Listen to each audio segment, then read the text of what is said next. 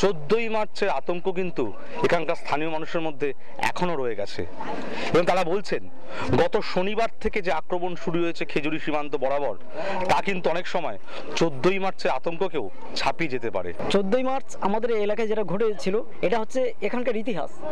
এর পূর্বে মানুষ কখনো জানতো না রাষ্ট্রীয় সন্ত্রাস কাকে বলে। যেটা বারবার করে বলা হচ্ছে যে কেন্দ্রীয় বাহিনীকে নামানো হবে, তাদেরকে আপনাদের নিরাপত্তা সুনিশ্চিত হবে। আমরা মনে করছি কেন্দ্রীয় বাহিনী নামলে আমাদের নিরাপত্তা সুনিশ্চিত হবে, কিন্তু নন্দীগ্রামে যদি কেন্দ্রীয় বাহিনীকে মোতায়েন করতে হয় তাহলে এটা রাজ্যের নিয়ন্ত্রণে থাকবে না। এটা যদি সরাসরি দিল্লির স্বরাষ্ট্র দপ্তর, কেন্দ্রীয় স্বরাষ্ট্র দপ্তর এটাকে পরিচালনা করে তাহলে আমরা নন্দীগ্রামের মানুষ স্বাগত জানাবো, নতুবা নয়।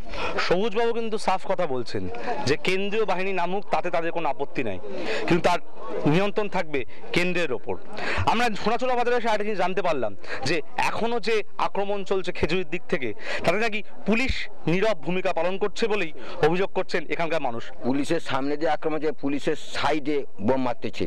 ওখানে যে একটা জঙ্গলের মতো জায়গা আছে, ওইখান থেকে 4:30টার দিকে আমাদের উপরে বোমটা মারলো। আর বন্দুককে তখন পুলিশকে আমরা হাঁক দিয়ে বলছি কি হচ্ছে কি হচ্ছে, বুদ্ধর পুলিশ কি হচ্ছে, তখন তারা ভয়ে আতঙ্কিত হয়ে বাড়ির ভিতরে ঢুকে গেল। আপনি যেহেতু 14ই মার্চ যে আহত হয়েছিলেন পুলিশের গুলিতে, আজকে হচ্ছে 1 নভেম্বর, এখন আতঙ্ক রয়ে গেছে? এখন আতঙ্ক আরো বেশি হয়েছে। আপনি গোটা বড় সাইডটা দেখুন, টাকা ভরে তো আমরা ভাঙা ভাড়া কিভাবে আতঙ্ক ছড়িয়েছে। খেজুরি ছেড়ে আমরা প্রায় 200-250 লোক পালিয়ে এসেছি। প্রথম দিন 150 লোক পালিয়ে এসেছিলাম, কারণ এরা সে যে হারমাদ বাহিনী যে এনেছিল যে সে গুলি গোলা করে।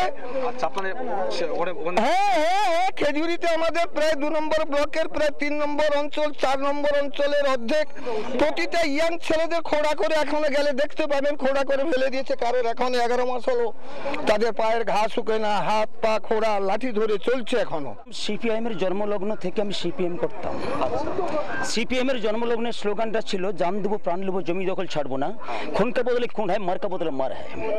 বর্তমানে জনগণ সেই প্রতিধ্বনি আওয়াজ করছে যে খুনকা বদলে খুন হয় মারকা বদলে মার হয়, জান দেবো প্রাণ নেবো জমি দখল ছাড়বো না।